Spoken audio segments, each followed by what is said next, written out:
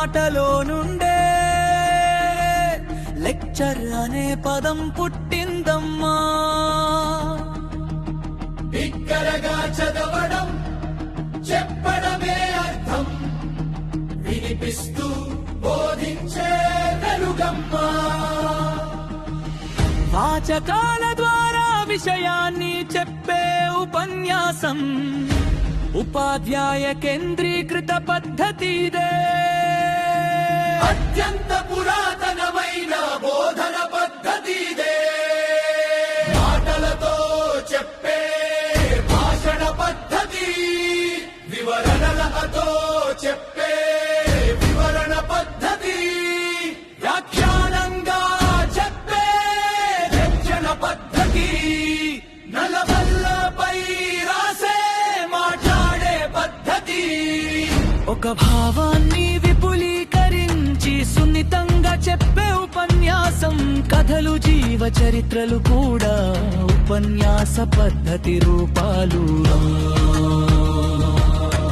CoWIN చెప్పిన ప్రకారం 11% జ్ఞానం వినికిడిలో ద్వారే చేరుతుంది.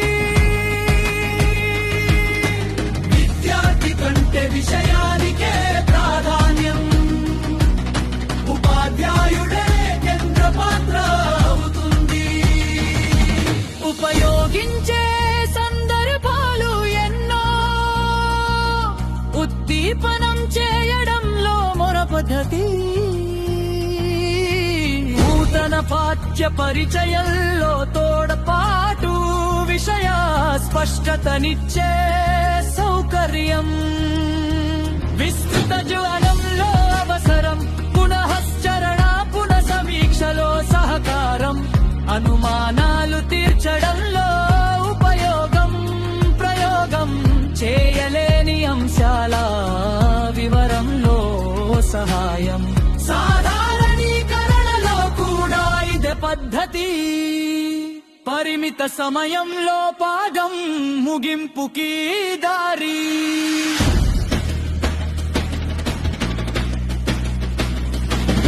విజయవంతానికి జాగ్రత్తలు ఇవే. తరగతిలోకి చిరునవ్వుతో రావాలి, ప్రేరణతో విద్యార్థిని సిద్ధం చేయాలి, స్వరంలో మార్పులు తప్పనిసరి. ఉదాహరణలతో పాఠం మేళవించాలి, ఉత పదాలు వాడకూడదు సోదరా. సరళమైన భాష ఉండాలి, స్పష్టమైన ఉచ్చారణ ఉండాలి. ముఖ్యాంశాల పలుమార్లు చెప్పాలి, విద్యార్థుల వైపు చూస్తూ బోధించాలి, అందరికీ వినపడేలా చెప్పాలి. అంశాలు క్రమ పద్ధతిలో ఉండాలి. మధ్యలో విద్యార్థుల భాగస్వామ్యం అవసరం. బోధనా దశలు 3 రాబర్చు ప్రకారం. ప్రవేశం, అరకు విషయాలు, ఆసక్తిని రేపే తొలి వెలుగు. ప్రదర్శన 30 నిమిషాలు, విషయం విశదీకరణ జరిగే చోటు. ఉదాహరణలతో భావం స్పష్టమవుతుంది, ప్రధాన అంశాలు వెలుగులోకి వస్తాయి.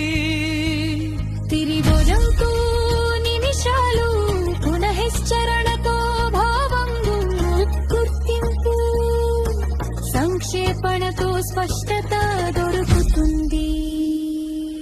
అనుమానాలు తీరి తెలుస్తుంది నిజం. ప్రవేశంలో నైపుణ్యం ఉండాలి, ముగింపులో సృజనాత్మక వెలగాలి. ప్రయోజనాలు ఎన్నో వెలుగుతున్నాయి, ఆర్థికంగా సులువైన పద్ధతి ఇది. పరికరాలు లేకున్నా బోధించవచ్చు, తక్కువ కాలంలో ఎక్కువ చెప్పవచ్చు. సిలబస్ కాలంలో పూర్తవుతుంది పునఃశ్చరణ సులభంగా జరుగుతుంది. అధిక సంఖ్య తరగతుల్లోనూ ఉపయోగం. శ్రవణ శక్తి విద్యార్థిలో పెరుగుతుంది. పని భారం ఎంతో తగ్గుతుంది. కానీ లోపాలు కూడా వినండి, నూతన భావాలు చెప్పడంలో కొరత, కృత్యాభ్యాసానికి విరుద్ధత, ప్రయోగాలు చేయడం సాధ్యం కాదు, శాస్త్రీయ వైఖరి పెంపు తక్కువ, వైయక్తిక భేదాలు పట్టించుకోదు, మనసు తరగతిలో నిలువదు ఎప్పుడు, అవగాహన అంచనా వేయడం కష్టం, సృజనాత్మకతకు అవకాశం తక్కువ, శిక్షుకెంబీకృతం కాదు, మనువైజ్ఞారితం కాదు.